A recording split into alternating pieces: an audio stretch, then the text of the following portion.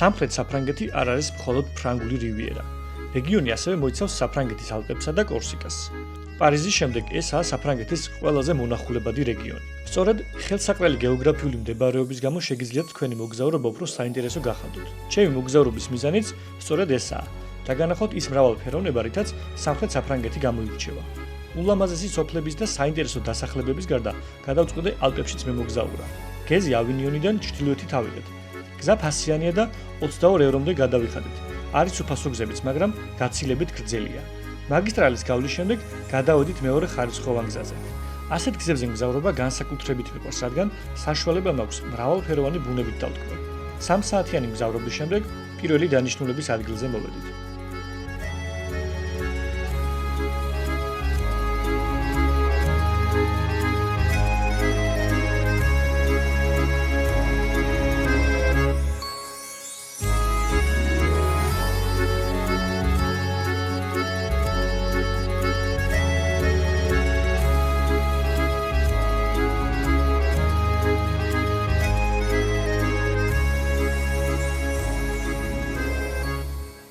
აი უკვე მოგესალმებით ალპებიდან მოვიდით ჩვენ საბოლოო დანიშნულებაზე. ეს არის სამთო სათხილამურო კურორტი, რომელსაც ფრანგულად ეწოდება Les Deux Alpes.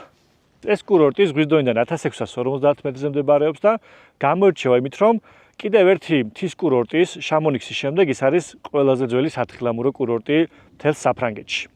ასევე უნდა აღვნიშნოთ, რომ ამ მთებში არსებული სათხილამურო გზების ერთობლიობა არის მთელს ევროპაში ყველაზე გრძელი.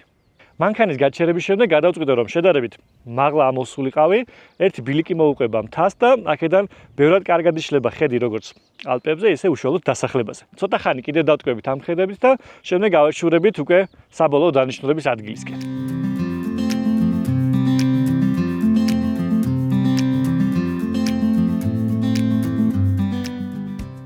კურორტს მთლიანობაში 59 საბაგირო აქვს. საბაგირო სისტემის აღმართზე ასვლის საერთო ტევადობა 1 საათში 66,000 ადამიანს შეადგენს. ყველაზე მაღალი წერტილი ზღვის დონიდან 3600 მეტრზე მდებარეობს, საიდანაც თხილამურით ან სნოუბორდით დაშვება შეგიძლიათ. სასრიალო გზების საერთო სიგრძე 220 კილომეტრს შეადგენს. მათი უმრავლესობა საკმაოდ ციცაბოა, რის გამოც ყირამალა გზებსაც უწოდებენ. თუ სრიალის მოყვარული ხართ და აქ შეგიძლიათ დასვენება, ვფიქრობ, ძალიან მოგეწონებათ ასეთ გარემოში სრიალი.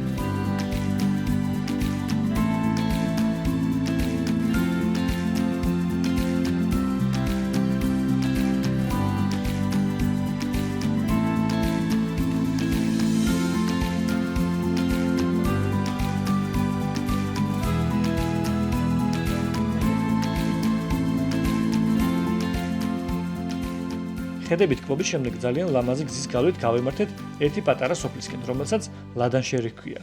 სოფლამდე ვიწრო, მაგრამ მოასფალტებულ გზას მივყავართ. საქართველოს მთიან გზებს მაგონებს და უფრო მეტად მომწონს.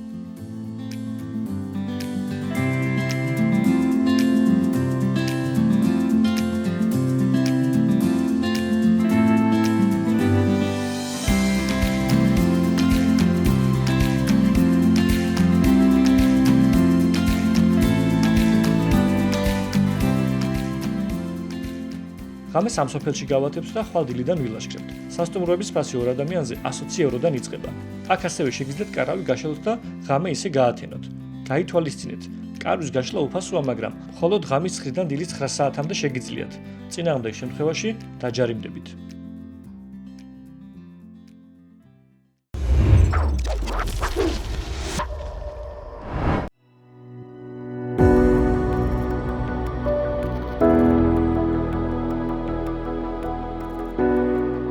არაჩვეულებრივი დილა გათენდა სოფელ ლადანშერში.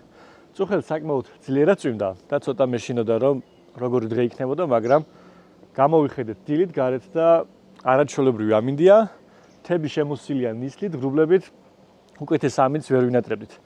თან ასე დროს უფრო მარტივია გადაადგილება, როდესაც მზე არ აჭერს, არ აცხუნებს და იმედია ჩვენი ლაშქრობაც შესანიშნავი იქნება. ერთი შეხედვით რაც შემიძლია გითხრათ არის ის, რომ ინფრასტრუქტურა არის არაჩვეულებრივად მოწყობილი, ყველგან რუკები, მაჩვენებლები და უკვე დავიწყებთ ჩვენს ლაშქრობას ტბა ლოვიტელის მიმართულებით და როგორც უკვე აღვნიშნე, ძალიან დიდი იმედი მაქვს კარგი ლაშქრობა გამოგვივა დღეს. წავედით. სოფლის ყველაზე საინტერესო და ლამაზი შენობა ეს ეკლესიაა. მისი აშენების ზუსტი თარიღი არაა ცნობილი, მაგრამ ისტორიულ წყაროებში პირველად 1665 წელს მოიხსენიება. კარი დაკეტილი დაგვდა, შიგნით ვერ შევედით. ძალიან შთამბეჭდავია ასეთი ბუმბერაზი მთების ფონზე.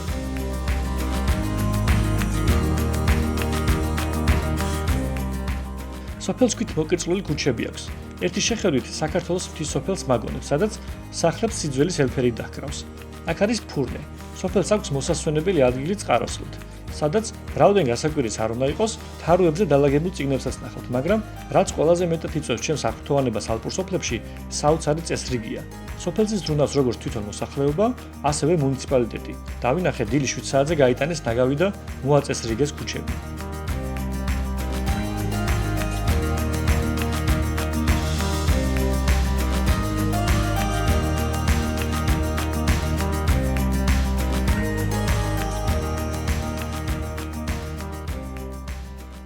დაახლოებით 200 მეტრი გამოვიარეთ კებელიკის და მოდი ამ ნიშულთან, რომელიც გვეუბნება, რომ ჩვენ ახლა ვიმყოფებით ამ ტერიტორიაზე, გავუყებით ამ ბილიქს და ავალთ უკვე ლევიტელის ტბაზე.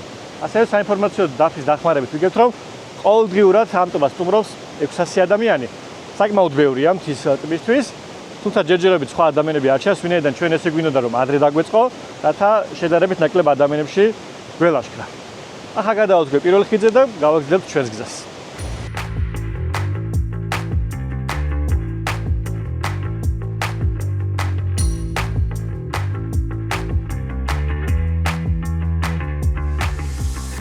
ბილიკი საკმაოდ მოწესრიგებულია. ხშირად ვხვდები მანიშნებლებს, რაც უსაფრთხო ლაშქრობის აუცილებელი პირობაა. ტბაზე ასვლა ორი ბილიკითაა შესაძლებელი. ერთი და იგივე გზის გავლა არ მიყვარს, ამიტომ ერთი თავალ და მეორეთი ჩამოვალ. გარემოს უკეთ შესაძლებლად და მრავალფეროვანი ხედებისთვის ორი განსხვავებული გზის გავლა სჭირს. მეტი დადებითი ემოციის მიღებაა შესაძლებელი.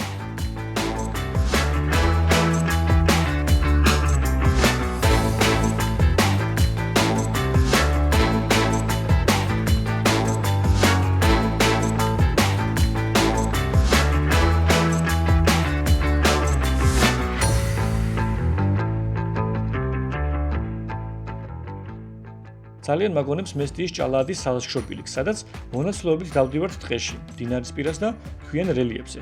იქაც და აქაც ბუმბერაზი მთები დაგვყურებს. ამის გამო ისეთი განცდა მეუფლება თითქოს საქართველოში ვლაშქრო. თავს უცხოთ არ ვცნობ, რაც უცნაური, მაგრამ ძალიან სასიამოვნოა.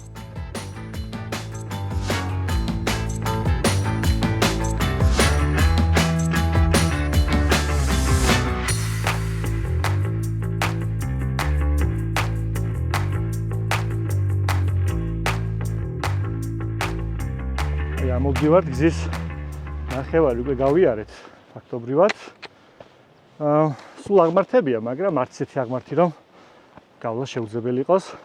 თან ისეთი ხედები იშლება არემარეზე, გაჩერება, დასვენება ერთი სიამოვნებაა და თან დროში შეზღუდულები არ ვართ, არ არის დიდი კილომეტრაჟი და ამიტომ მაქსიმალურად დატკბობაზე და სიამოვნებაზე ვართ გადასული, რომ გარშემო არსებული ყვავილებით, მცენარეებით ხედებით დავტკბეთ და რა თქმა უნდა უკვე მივახციოთ ბოლო დანიშნულების ადგილზე.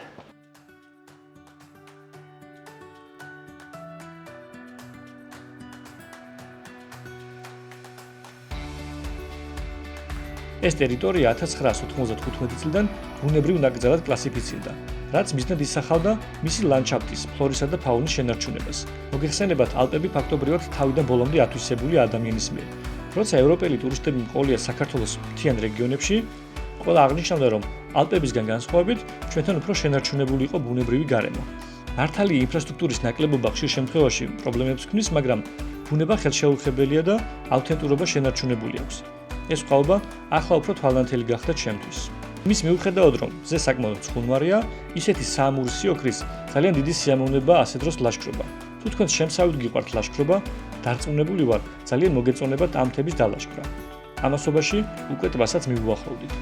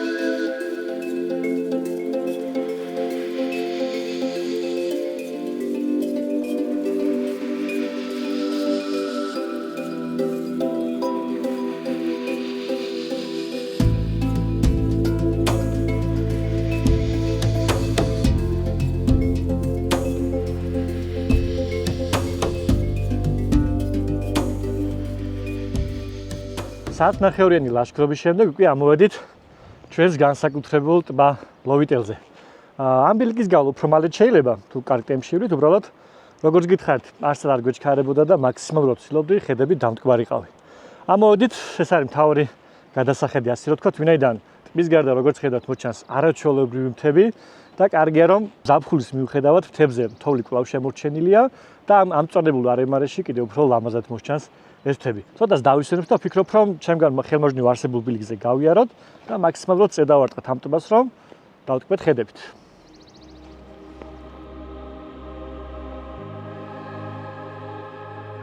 ტბის ზედაპირი დაახლოებით 25-დან 35 ჰექტარამდე მერყეობს, ხოლო მისი სიღრმე 65 მეტრს აღწევს. ზამთარში მთელი ტბა 1 მეტრის სისქეზე იყინება.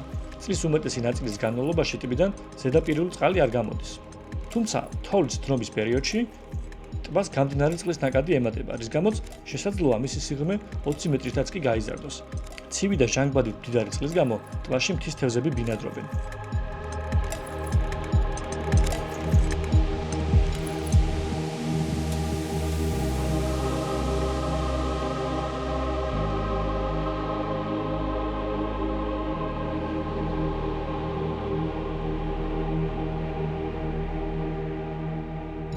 ტბის გარშემო რამდენიმე ნაგებობაა. ერთი შეხედვით თავშესაფრებს გავს. დაახლოებით ისეც საქართველოში მეცხვარის ბინებს რომ ვეძახით, მაგრამ ესენი ქვით აშენებულია და უფრო მოწესრიგებული. ნაპირზე მისვლისას ტურისტული ჯგუფებიც დავინახე. ყველა ულამაზეს ხედზე იცვენებს და ნებიურობს. წყალი ყინულივით ცივია, მაგრამ ჩემი მეგობარი ცურვას არ ერიდება. მე მხოლოდ ხედებით კვების იდეა უფრო მხიბლავს და თავს ვიკავებ ცურვისგან.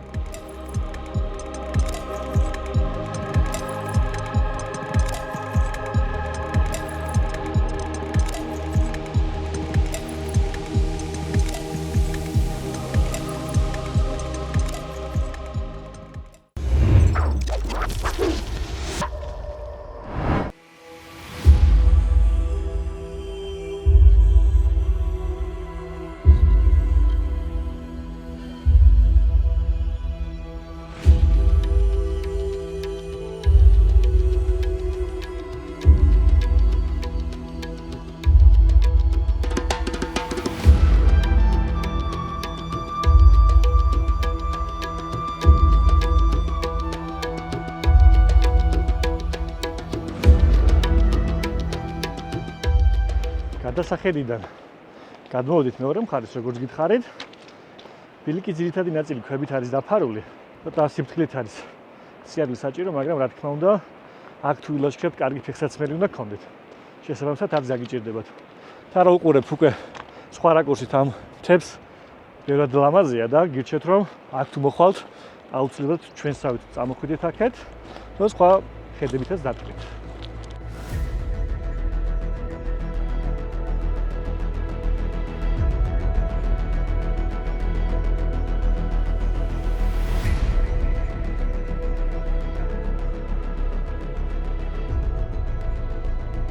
ძალიან მიყვარს ასეთ ქვიან ბილიკებზე სიარული. განსაკუთრებით მაშინ, როდესაც მთებით გარშემორტყმულ ტბის ნაპირას დავდივარ. მთების ხედების პერსპექტივა ცვალებადია. ტბაში ვხედავთ ნავით მოცურავეებსაც. არ ვიცი ვინ არიან, მაგრამ დარწმუნებული ვარ, ახლა შუა ტბაში ასეთ ცურვა განსაკუთრებული შეგრძნება იქნება. დიდი მანძილი გავიარეთ, მაგრამ მეორე ნაპირზე გადასვლა სახიფათო ჩანს. ამიტომ უკან მივტრიალდებით და დავბრუნდებით სოფელში.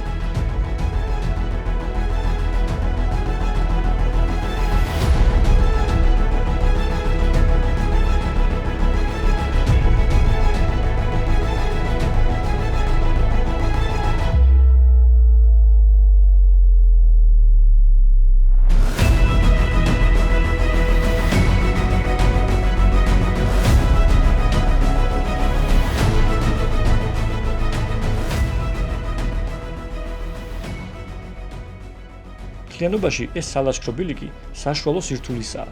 გამოცდილი მოლაშქრისთვის კი მარტივ კატეგორიაში გავა. ძალიან მომეწონა ეს ტბა და ვფიქრობ მომავალში აუცილებლად დავბრუნდები. ტბასთან დავრჩები კარავში. კიდევ ერთ ტბასაც მოვინახულებ და შემდეგ დავბრუნდები ლადანშერში. ახლა კი მეორე ბილიკით დავბრუნდებით საწყის წერტილზე. დღევანდელი მარშრუტით ძალიან კმაყოფილი ვარ.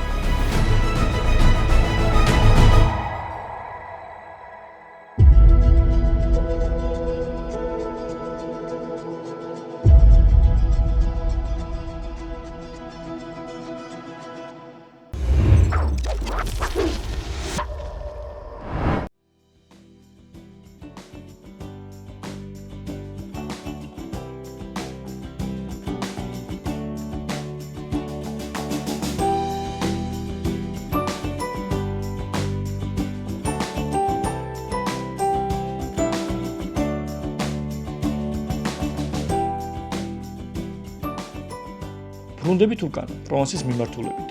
ლაშქრობის შემდეგ ერთ-ერთი ყველაზე სასიამოვნო ის დაღლილობის გზნობაა, რომელიც ემოციურად გავსებს და ბედნიერების შეგრძნებას გიტოვებს. ძალიან კარგი გადაწყვეტილება იყო ამ ტიპის დალაშქრა. მიხარია, ჩემმა მეგობარმა სწორედ ლოვიტელის დალაშქრა რომ მირჩია.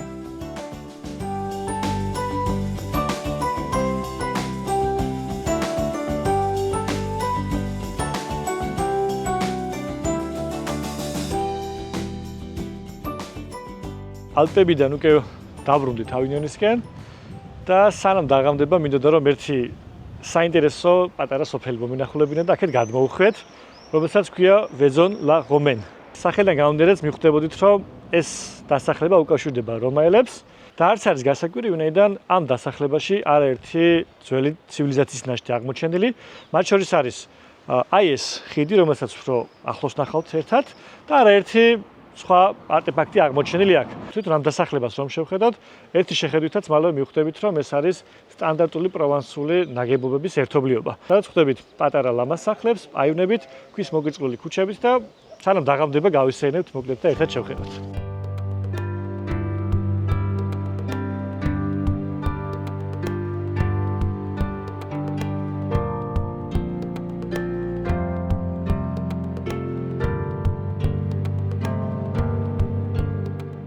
სოფელი ორ ნაწილად იყოფა, ზემო და ქვემო ნაწილებად. მათ ერთმანეთს მდინარე ოვაზი ხობს, რომლის მთლიანი სიგრძე 93 კილომეტრია და რეგიონის სოფლებს გაივლის. სოფლის ისტორია რომაელებამდე დიდი ხნით ადრე, ბრინჯაოს ხანაში იწყება, მაგრამ მისი აღზევება სწორედ რომაულ პერიოდში იწყება, ძველი წელთაღრიცხვით მეორე საუკუნეში. განსაკუთრებით აღსანიშნავია ახალი წელთაღრიცხვით პირველი საუკუნე, რა დროსაც აქ იწყება დიდი კონსტრუქციებისა და ნაგებობების მშენებლობა, თეატრი, ხიდი, აკვედუკები, თერმული აბანოები. დასახლება წყლით ორი აკვედუკის მეშვეობით მარაგდებოდა.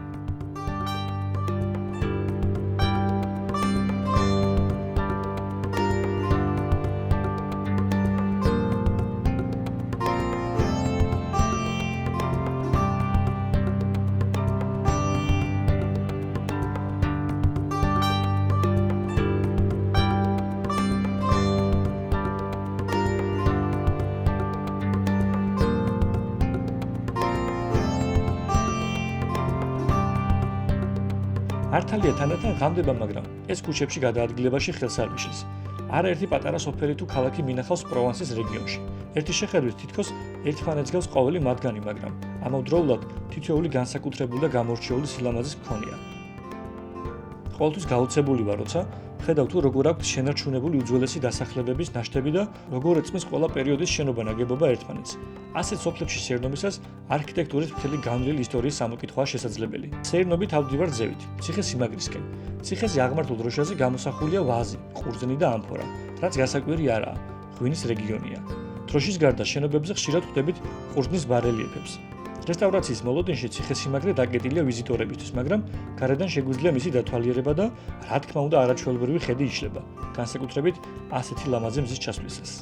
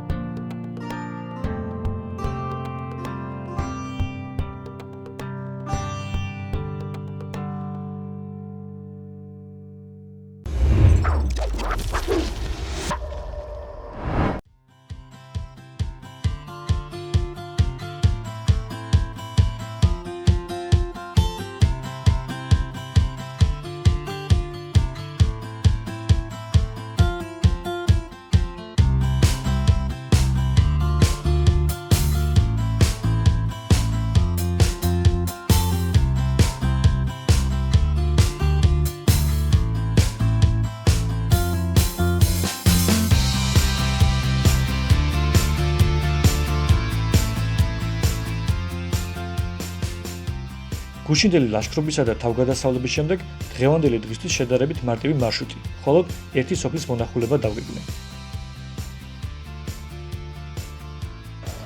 მოდით კიდევ ერთ ლამაზ პატარა სოფელში, რომელსაც ეწოდება ერნლე-ფონტენ. ეს არის მთავარი კარიბჭე, საიდანაც შიდა დასახლება ზონა შეხვიდეთ, მაგრამ ჯერ მანქანა ისე გავაჩერეთ, ჯერ ტაძრის მონახულება მინდა და ასე რომ ჯერ ამ ნაწილს მოვინახულებ და მე როგორ უშუალოდ დასახლებაზეც გადავალთ. ტრადიციულად როგორც აქაურ დასახლებებს შეშვენის, ქვით მოკირწყლული ქუჩებია, ერთადერთი შეიძლება რაც არც ხშირი არის ეს გალავანი და წყლის არხი, რომელიც ძალიან უხდება აქაურობას. დარჩენს კი უკვე ერთად ნახავთ რა არის განსხვავებული ან საერთოდ სხვა დასახლებებთან ერთად. ეს კარიბჭე 1558 წელს აშენდა. პატარა სამლოცველო კი 1510 წელს. ორივე მათგანი მეორე მსოფლიო ომის დროს 1944 წელს უკან დახეულმა გერმანელებმა დაანგრიეს, მაგრამ მალევე 1951 წელს აღადგინეს. ღვთისმშობლის სახელობის ეს ეკლესია რომანული წარმოშობისაა, რომელიც მე-11 საუკუნით თარიღდება. მე-14 და მე-17 საუკუნეებში მნიშვნელოვნად გადაკეთდა და იცვალა სახე. ამის მიზეზი ტაძრის გაძარცვა და გადაწვა გახდა, განსაკუთრებით მე-16 საუკუნეში.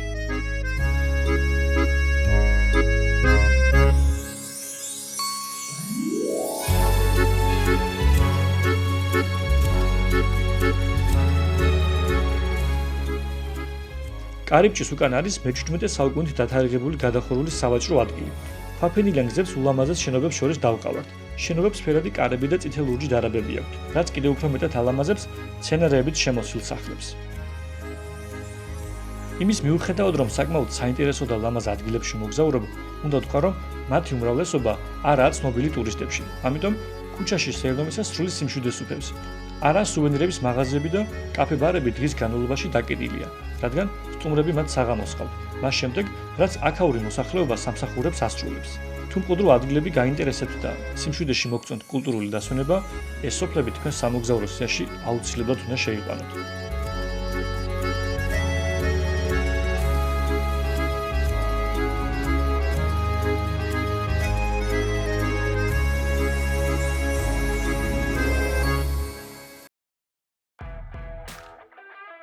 დღევანდელი გადაცემა აქ სრულდება, მაგრამ გრძელდება სამხრეთ საფრანგეთის თავგადასავლები.